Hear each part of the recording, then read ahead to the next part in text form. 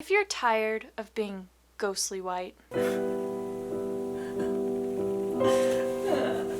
but are scared of trying a self-tanner that will leave you with an Oompa Loompa moment that you will never live down to them, or maybe just sleeping in this tan is a bad idea, or sleeping with it on your hands and feet is a bad idea, but I haven't washed it off yet, so there's still hope, then this is just the video for you. I've done it. I have figured out this whole tanning thing. And I remember my first time tanning too. I was terrified.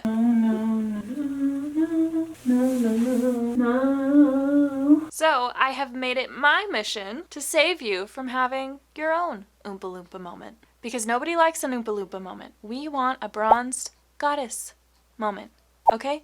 You want to prep your body by getting into a nice warm shower, or even better, getting a nice long soak in a warm/hot bath.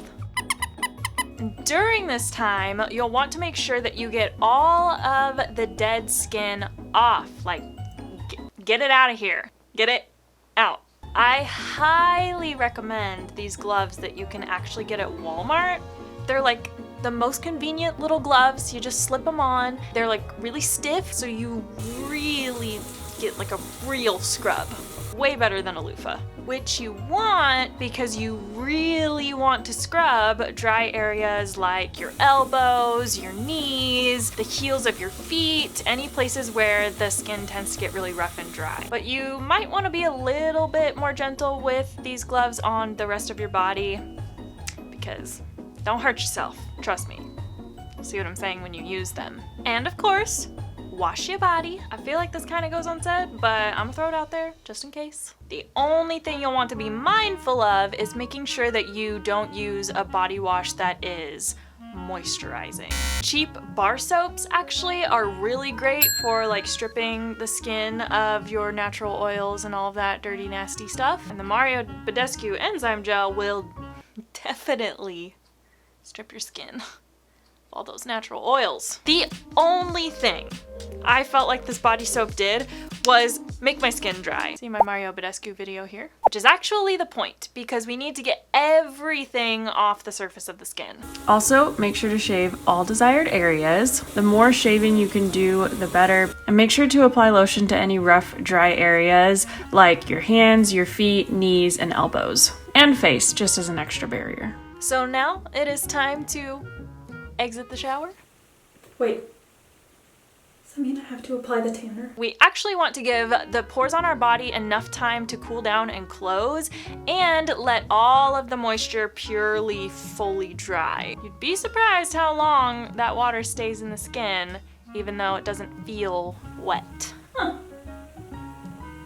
Okay. I recommend actually letting yourself cool down and dry completely for an hour, but ideally 2 hours. So just set a little timer and get some ish done. Burn all the bridges between us.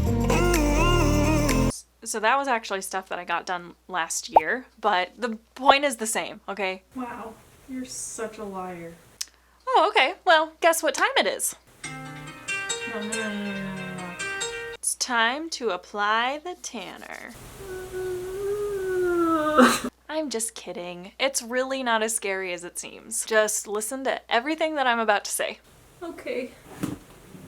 Use a tanner that is user-friendly. This means things like it won't matter how unevenly you apply it, it'll still develop evenly, and it has a color guard to it, meaning that it's a little bit tinted so that you can actually see where you're applying it.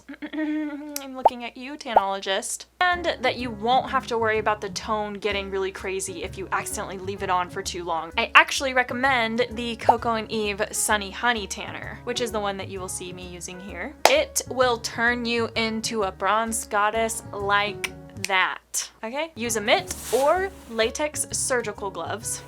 Do not use cheap plastic gloves. I repeat, do not use cheap plastic crafting gloves. The first place you want to start is applying to your calves and just slowly start to work your way up.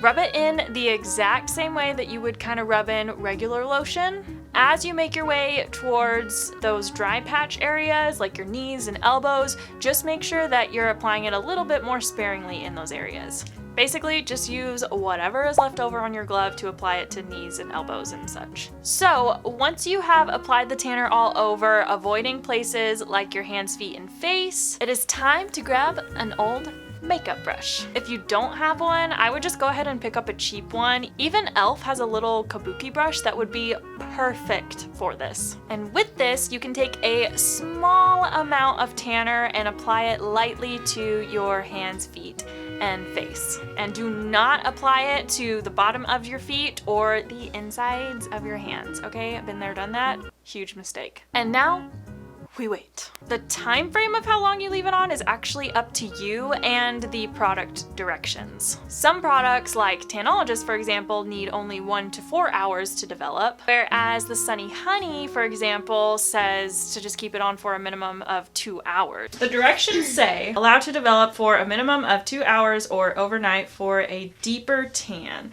So I actually sleep with it on sometimes. Won't that mess up the sheets? You'll definitely want to change your sheets to darker sheets just to be safe, but with the right tanner, it will not turn you orange, especially the Coco and Eve.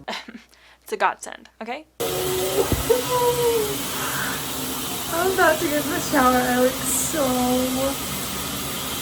dark right now. No, don't freak out. It just looks crazy right now because you still have all of the excess tanner on your body. So just hop in the shower and wash gently with soap and water and you will be just fine.